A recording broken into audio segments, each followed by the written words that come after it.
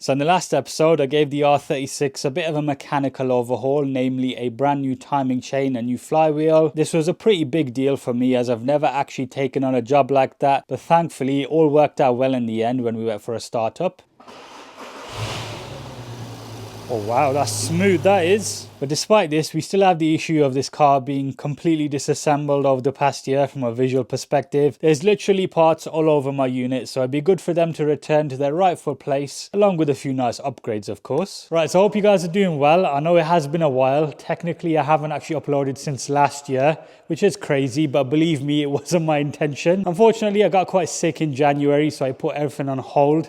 Yeah, I felt like I couldn't breathe half the time, but thankfully it's all sorted now, so we can finally crack on with all of these projects that have been stacking up. But I do read all of your comments asking about which project and that project and where's everything. It's just things get in the way sometimes. And we're going to kick things off today with some clips that I filmed before the engine was reinstalled and the timing chain was done. They just made more sense to put into this video where we've got a lot of buttoning up to do. I know the car looks complete in the background because I'm filming this afterwards. But yeah, enjoy these clips and all the other ones of me reinstalling everything on an R36. So the initial plan was just to change out the prop shaft donut whilst there was easier access. Yes, I did say donut. It's referred to as disc on the diagrams, but everyone calls it a donut. The original 190,000 mile one was clearly past its sell-by date. Thankfully, I did have a spare off the CC, which was in pretty good condition as that car had less than half the mileage. But I'll be honest, folks, I couldn't help myself. Whilst doing this job, I noticed that the inner track rods on the steering rack just had to be removed as well. I'd already replaced the ends in an earlier episode, but the rest of it was just looking rusty, and yeah, it was just letting the whole side down. Right, pliers. Oh, there you are. Out it comes. This also gave me a good excuse to clean up the rack itself. Nothing crazy, just removing all of the caked on dirt from the many years on UK roads. But I did experiment a bit on the heat shields. I used some AutoSol metal polish and a drill bit attachment. It definitely improved, but rather than looking clean, it looked more polished, as you would guess, because I used polish. But you guys probably know what I mean by this. Just look at the finish. Right, so that's looking a lot nicer, but I'll show you the end result in a second. This has turned into a bit of a mini restoration in itself, the steering rack. Now, as this build continues to get more and more obsessive, I just can't help myself. We've come this far, I might as well just go over every last detail, right? I've just noticed something that would be quite cool. Now you see these inner track rods by Febby, they're silver as you'd imagine, but the track rod ends are black. But because we already replaced the track rod ends with these Lemforder items, and you guessed it, they're silver. Yeah, you can see what I'm hinting at, right?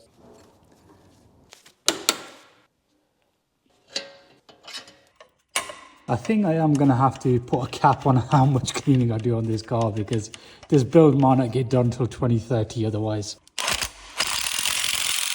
And there you have it, one cleaned up steering rack with fresh track rods and a prop shaft donut that isn't destroyed. Now at this point I was just going to continue my spruce up of the last few bits on the underside, like this tunnel heat shield. But then in typical fashion for one of my projects, a whole new task presented itself. The prop shaft center bearing had decided to start leaking. So thankfully I do have the spare prop shaft from the CC, which hopefully should be the same length. You can't use it on the Scirocco anyway, so hopefully they're the same on both the CC and a saloon and an estate. This one doesn't really look serviceable like a Mark IV R32 or early Mark IVs, I believe. There's probably some clip in there you can undo, but if I can use the other one, I'll just do that.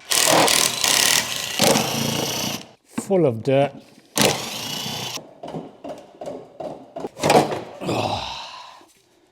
Here we are.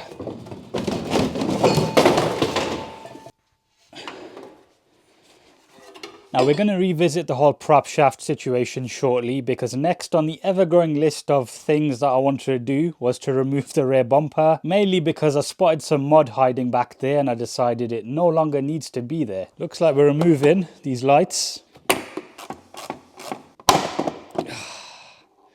That wasn't very nice. Yeah, this side's been painted because like there's lacquer peel in there and it doesn't really matter if we scuff it then, I think, at this point. See, this is what I mean. I just wanted to just go one step further and continue cleaning the whole thing.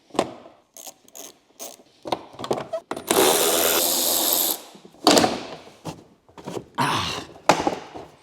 Ow.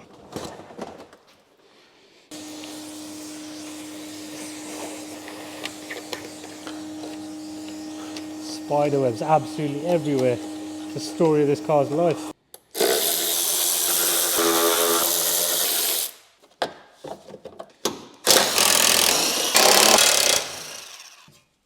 I think this is normally where we're supposed to put a cleaning montage with some copyright-free music. That's the whole YouTube way, isn't it? So yeah, let's do that.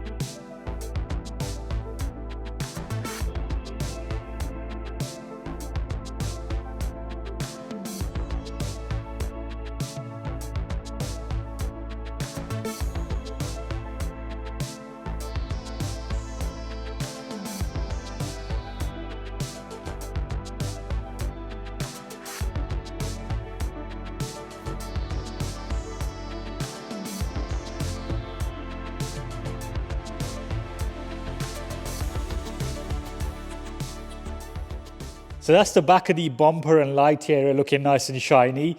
All that lovely biscuit blue paintwork that we're going to have to cover up with a bumper that looks quite worn out. It definitely needs a bit of TLC along with the rest of the bodywork. All of this is peeling away. Yeah, I suppose it's the theme of this build. Everything that you can't see is clean, and everything you can see just looks like an old Passat. Looking to get a better set later on. The rebound on that plug is very strong. Okay. Next up was the whole tunnel area. I didn't actually film too many time lapses on this, as hours of 4K 60p footage would probably make my computer explode. I did experiment on the different heat shields using brake cleaner, wire brushing, but the simple degreaser worked the best. Although if I'm being honest folks, next time I'm going to give jet washing a go on a lot of these detachable parts. We've also got a battery cable that runs from the engine bay to the boot, which was a bit dusty, so yeah, that also got a bit of TLC with some degreaser. Even dirt behind these clips. I'm not using brake cleaner here like I've used on a lot of the car, because I realised because it dries so quick, it's not actually a good cleaner. Who would have thought? 4, 5, 6, 7. Look how nice that is. Okay then, so a bit of a monster cleaning and painting and prepping session that was. I've got all the various bits all over the unit at this point, so let's have a little tour and go through what we're going to put back on the car. We'll start off with the thing in front of us, and that's the exhaust. As you know, this is the original one, and I've made the decision to basically put a cap on how many hours and time I put into it. This right here is why I'm probably going to leave it alone, because I think that's got to a point where eventually it's just going to crust away. But it would be good to get a nice, shiny, brand new system for this car. Yeah, I've tied up the area where the back boxes are going to sit. That's what was on my mind before. And these heat shields, they do require a bit of precision. The top has these clips, which you're going to make sure go back on. You don't want that vibration. As you can see, that's solid. Because when I put those back on, I realized there's these very tiny rivets underneath here. But over here, we've got the prop shaft. This is the CC one on the bottom of the shot. And the top, there's the original R36 one. Now, that original R36 prop with 189,000 odd miles was in far better condition than this CC one. So what I've done is I've given it a fresh coat of paint. I've gone fancy, folks. I've used Halford's matte black spray paint. Yes, very complex and advanced, but believe it or not, it's actually a very good match for OE colors. So look at that. That's been painted. You can't even tell. That's the original. But yeah, moving over to here, we've got the heat shields. Now these two at the back are where the back boxes sit on the upper section. As you can see by the part numbers, they are brand new. I did pick them up a while ago, and that's because the original ones couldn't be brought back to life, because this section here where they thread on, there's a little washer and that had just gone bad. I actually left that big heat shield on when we did this whole Raptor and rust treatment, but there wasn't actually any rust on this section of the body.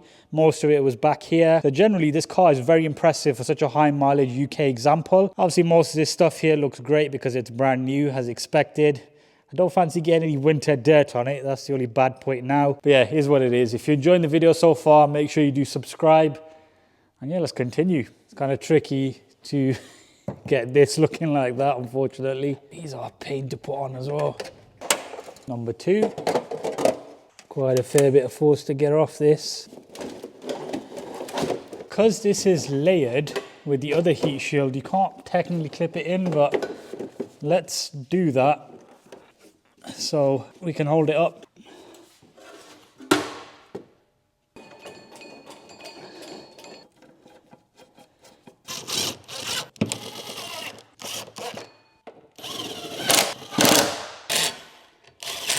All right, then we've got this heat shield which goes over the top. So you do unfortunately hide most of the prop. Well, we need to protect it from the exhaust. And there we have it, folks. You're all caught up. So it's time to jump back to the present where we've already fitted the engine and we just need to button the car back up. Drive shaft time. You kind of need these.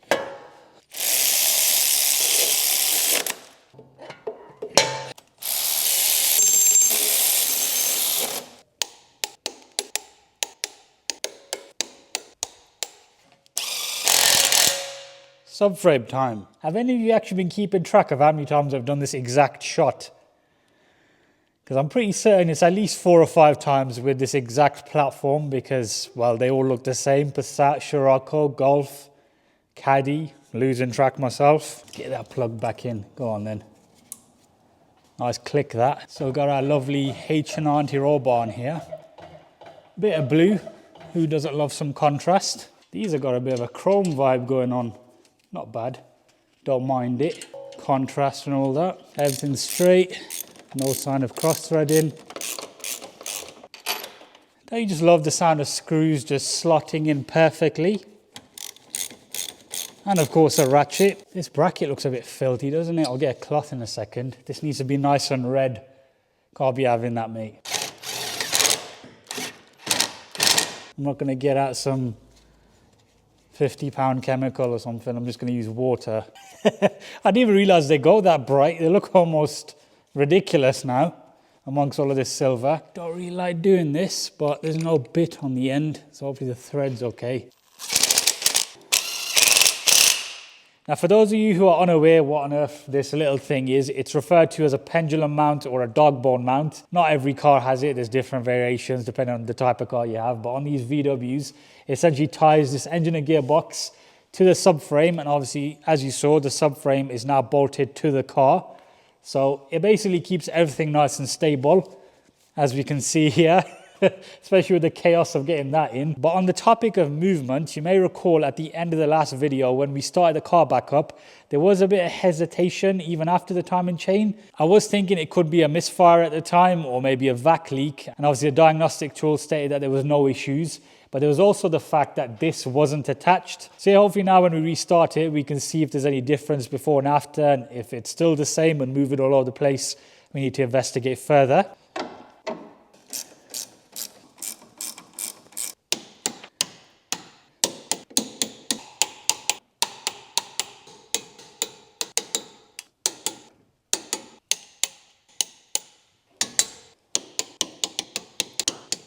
Now, because one of my goals for today's video is to essentially complete the underside on this thing, we're going to need to get some fancy shots of it all in its finished state after all of this work we've done.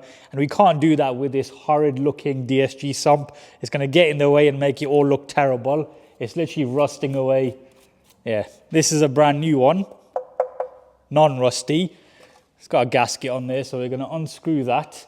But as a result of that, we're going to lose some oil. So I'm going to do a DSG gearbox oil change as well. We haven't done that yet on the channel. And the reason why I didn't do it when the gearbox was off is because when you replace the oil in these things, you need to run them up to temperature, then drain them again a second time. Now, this process is going to be a bit all over the place because we're not going to start the car up until later. We're just going to get this drain, fill it, and then continue with some other stuff. So have a look. Oh, that's quite tight. We'll use a breaker bar. Oh, there you go. I believe only some oil will come out of here. That is a very strange noise. That's an 8mm Allen. So it should be a plastic tube, doesn't have no... There you are. Now this horrid thing is literally held on by, looks like T30s. They're on the perimeter. That wasn't very nice. Just snap, wow. Snap the T30 clean in there. Looks like there might be a battle after all. That is so rusty inside, I bet. I'm gonna get blasted in the face with gearbox oil, aren't I? That's come off there. So that's the inside of the DSG Mechatronic. So if you're wondering what's dealing with all of your kick downs and launches and downshifts, that's it right there. All looks pretty clean. Oil's got a nice golden color, so maybe it was done recently, but I've got no paperwork with this car. We have got one small little problem though with the new sump. I did order it from VW on the VIN of the R36, so it's not like I've ordered it online and figured it out, but we seem to have an issue with this bracket. That's how it fits on the existing one, so 1, 2, but on this one, it's higher up for some reason. I think I'm just going to go ahead and tighten it there because it's not a crazy important piece of kit. It just holds the wires in place. But it would have been nice for that to be down there. I don't know if they've given me the wrong part or not because the rest of it looks pretty much identical. The dimensions are the same. Maybe this is just a revision part and they don't just care about these old Passats anymore. I've given the surfaces a bit of a clean. Don't want to go too crazy because I don't want dirt from up there falling into all of this very clever stuff. It's firmly in place now. Fitment all looks good. New screws, of course.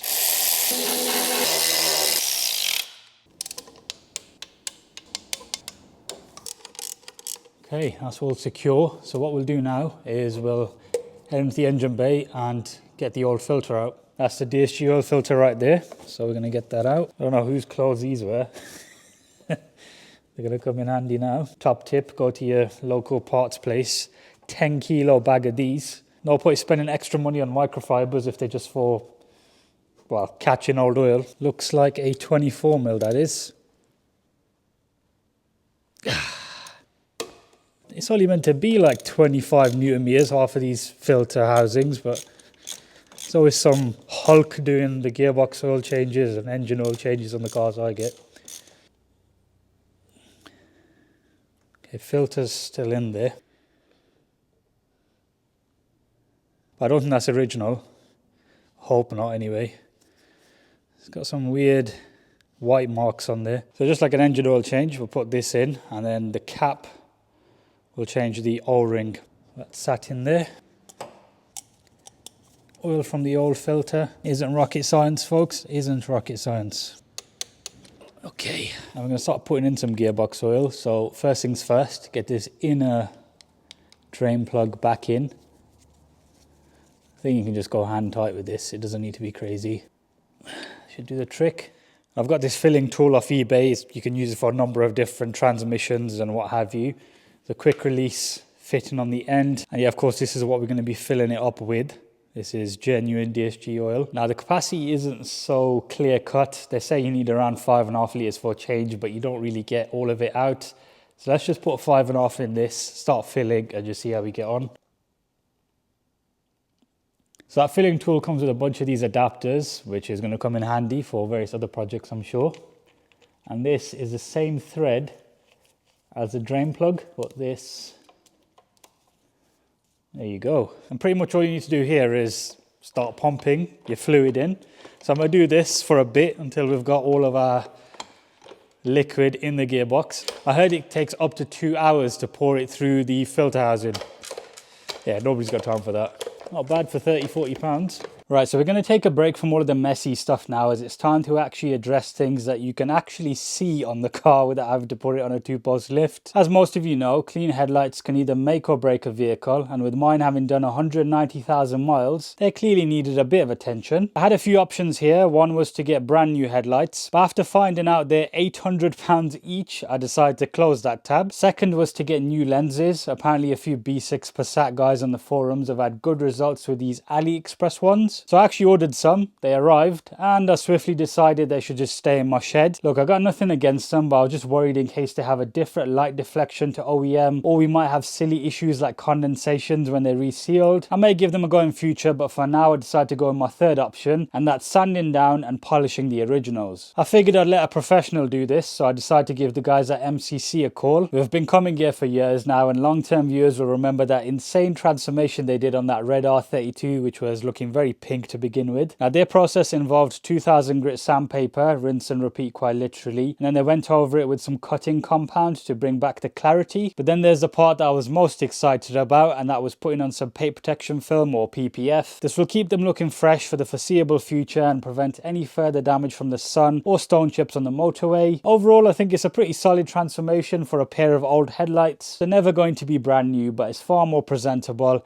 and crucially much cheaper. So yeah, big thanks to MCC Automotive for their work on the headlights. They don't normally take on jobs like that, but they managed to just fit it in on the side alongside all the various PPF and detailing stuff they got going on. But yeah, what do you guys reckon on my little R36 display? Takes longer to actually set this all up than actually talking about it. I had to move the Scirocco out the way. These are the original wheels that came on that car. They're the 18-inch Ammonites. I don't know if you can actually tell from this shot, but they are glistening a bit more, and that's because I sent them off to get refurbed. Now that in itself is a tricky game with these wheels, and the reason for that is they're actually originally diamond cut from the factory. It's very slight. It's actually on the edges here. No other part of the wheel is diamond cut. It's the same on the R32 and the R50 Ammonites. Now as you can see here, I haven't gone back to the original finish, and that's because I don't really think these would take another diamond cut without looking really intrusive. It might come up to here and look chunky. Original OEM spec wheels, the finish is a lot nicer, so ignore the tires for now. I'll get some Contis or Michelins on there in due course, but I did get some brand new center caps. Now these tend to go pretty well, they look horrible after a certain point in time. So what I decided to do to get the paint match correct is I gave these alongside the wheels and told the refurb place to match them as close as possible, because obviously this has come from the factory and that's gonna be original. It's a bit tricky to do with one hand, but I think they got a pretty good match. Obviously there's the others. I haven't even taken them out of their packaging, all VW OEM. And on that topic, we have a full set of arch liners. The back ones were horrible because they were covered in mud, and because they're carpet, they end up tearing when I remove the old ones, so they're brand new. The only salvageable ones were the front ones here, but then those needed replacing because they were cracked because they're made out of plastic. So I thought it might just ruin the build if I use half, because these go together. These tuck into the under tray. But yeah, I'm very keen to get all of this refitted, especially the headlights and wheels. Those can totally change a car visually. But yeah, let's crack on. So putting the front end back on a Volkswagen is pretty straightforward. Most of you already know the drill by now. So yeah, let's just breeze through all of this.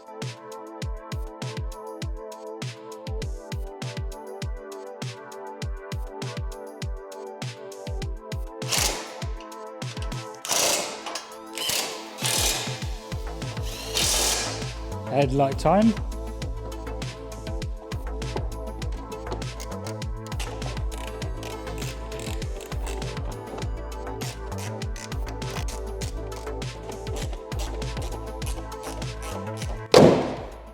It's shut, that's a good sign.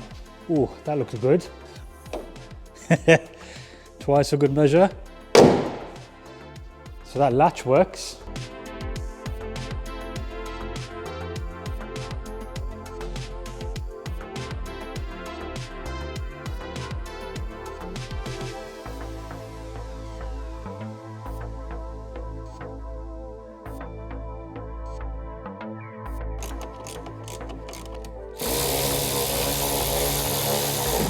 Time for the grill. Well, sometimes a bit of force is needed, but I tell you what, it's so strange seeing this thing with this front end back on. Headlights are looking quite nice as well, definitely a big improvement, especially around this area where you can see the more chromey vibe of the projector. These are actually cornering headlamps as well, so when you turn the steering wheel, the actual light moves with it. Nowadays you got all fancy matrix lights and high beam assist and what have you, but that was some of the stuff you got back in 2008. I have noticed this is missing, so we're gonna have to sort that out. Fitment wise, it's not bad, especially on this side. You're always going to have a bit of sag on the bumper area because of the age. Bodywork is going to be its own separate little topic at some point. For now, it's obviously been the underside, and mechanically, this is going to be eventful because they've sort of folded into whatever shape they want to be. Bit of a shame to hide all of that work we've done. These also interlock into here.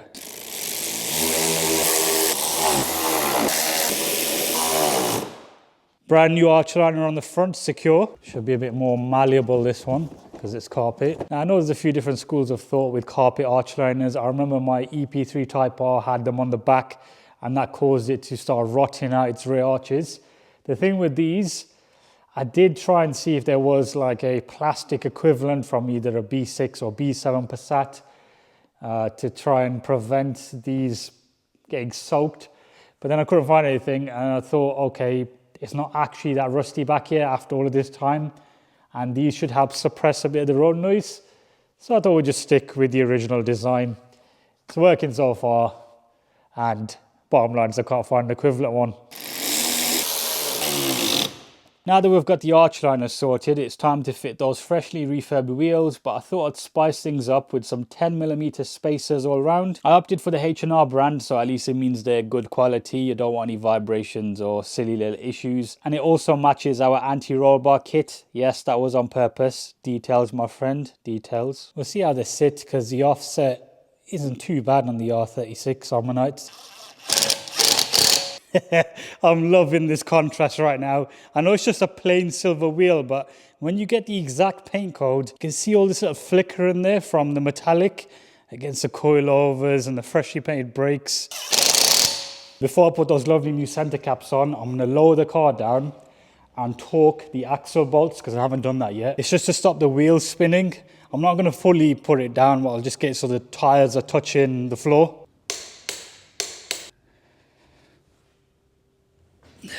Can't forget the wheel bolts as well.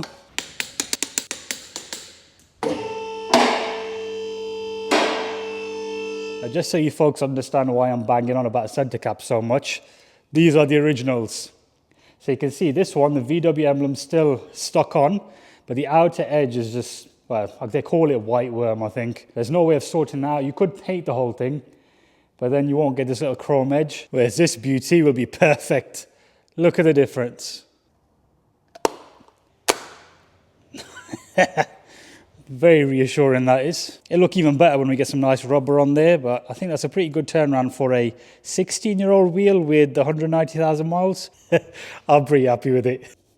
But we can't forget that we need to complete the DSG gearbox oil change. For that, the car needs to be running. The gearbox used to get up to, I believe, 35 degrees C. And for that, we need to fit a new battery because this one's flat. I'd rather not have to jump start it every time because we want to actually use this at some point. I've gone for this one. It's an X-side battery. I've had good luck with them in the past. It's also AGM because, believe it or not, even though this thing is 2008 and it hasn't got stop-start, usually you find AGM batteries on a lot of stop-start vehicles, but it does have a AGM battery from the factory. Now that's the original one. All sorts of spider webs back here because, of course, I haven't cleaned this section of the vehicle or any of the interior. Hopefully no tarantulas come out of here. Bit of a faff really to get this out. Not very dignified. So this is what we're dealing with down here. And so we have this little distribution box, which is what you need really if you want to do a relocation on a car like that with the batteries at the front. Other than that, it's got a usual plastic battery tray. We'll vacuum up any debris. Why could a Volkswagen just make this a bit easier? That's in. Okay, got to continue a few more bits in the engine bay. We'll get the scuttle trim back on and the wipers, but I forgot where they last were, so we're going to have to put the ignition on for that. Otherwise they're going to be flying all over the place. Hide that ECU away. That goes on top. Wipers. Try not to get hit in the face. That's in the wrong position. Let's try that. Doesn't help that you're going to keep closing the bonnet. Good test of that latch. Ignition on. Look at that. That's what you call a success. Airbox bracket back in finally. Airbox. Plug in the math. Hopefully that's working. And also I found this in the boot that covers the positive terminal. I'm glad that's not broken. Not in bad condition as well visually. Okay, so I've got VCDS open on measuring block 19. You can see on the left there we've got temperature of the transmission fluid. Now to do the setting procedure, that needs to be between 35 and 45 I believe. I'm going to go for a startup. I haven't done this in a week or so. I forgot how smooth it is. Got no leaks on the floor. We've got no engine management light as well. So timing chain seems to be still okay. The rocking motion is a bit better now as well, now that the dog bone's on. So maybe that was the fix. Compare that to the last video. That was a lot more. That's neutral. D.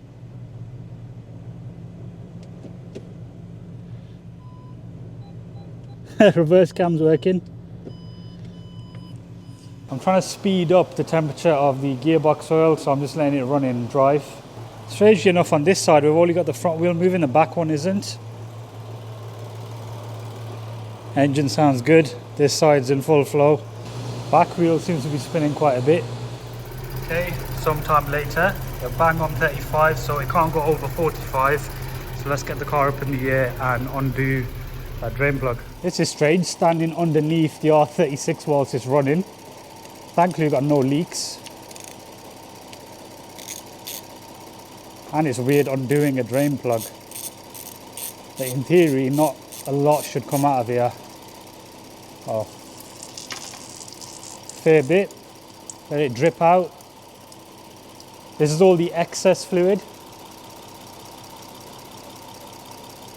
Hopefully it is the excess. Yeah, I think if it was all of it, it would have dumped it out by now. It's thinning out.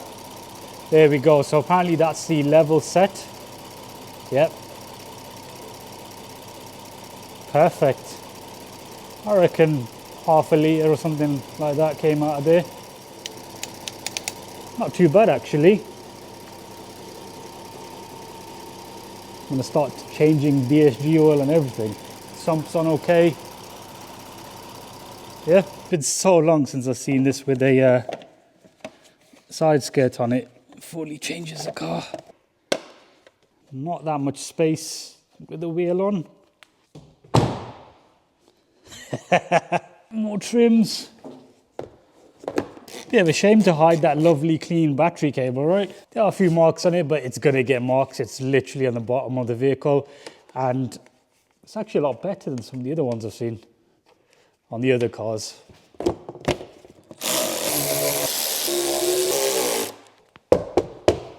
Right, so that's pretty much the bulk of the tasks that I want to do on the R36 whilst it's up in the air. It's pretty much reassembled and looking like a car again. We're going to get it down on the ground now so we can see what it sits like on its lovely Bilstein coilovers, and also then I can refit the side skirts. Now whilst we have done a pretty sizable amount of work on it, for my standards anyway, there still is a number of areas that I want to improve on. The engine still needs a thorough cleaning, so probably I'm going to get this sent over maybe to like a dry ice blasting place. I mean, now that it's mobile, I could theoretically drive it there, but I don't really want to drive this car on the current winter roads with all the salt. It's my first ever project like this, and I am pretty excited about seeing it on the road, but also I'm quite excited to work on something else now. But yeah, let's get it down on the ground. Now, I did play around with the adjustment on the coilovers, but I can't remember how it last sat, especially now that it's got the engine back in. There'll be more weight up front, got the spacers, and we also need to move it forward because it's sort of propped up in a way. The suspension goes like that until you move the car. Is it off the ramp? The arms are out. I just remembered I can't fit in this thing properly as well. Get past the post. Let's get in and drive a meter. Wow, it's dusty in here.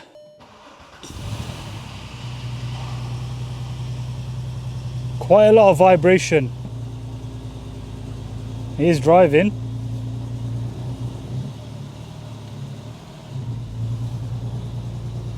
Oh, this is weird. This is probably in 480p, but look, reverse camera's working. Drive.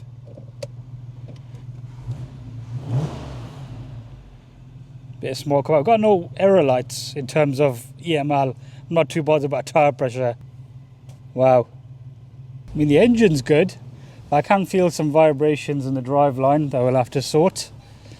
Teething issues as you will. Parking brake works. Xenons work. Okay, have a listen.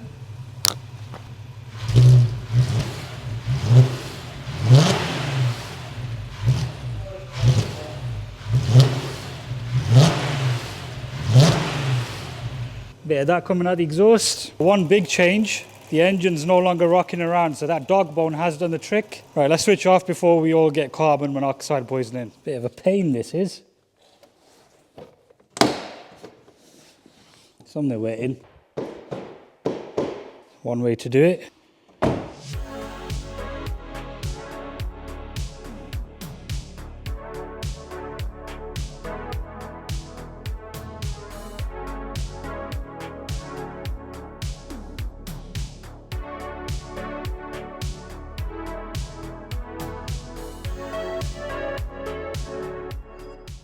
Okay, so side skirt's back on and it actually looks like an R36 again.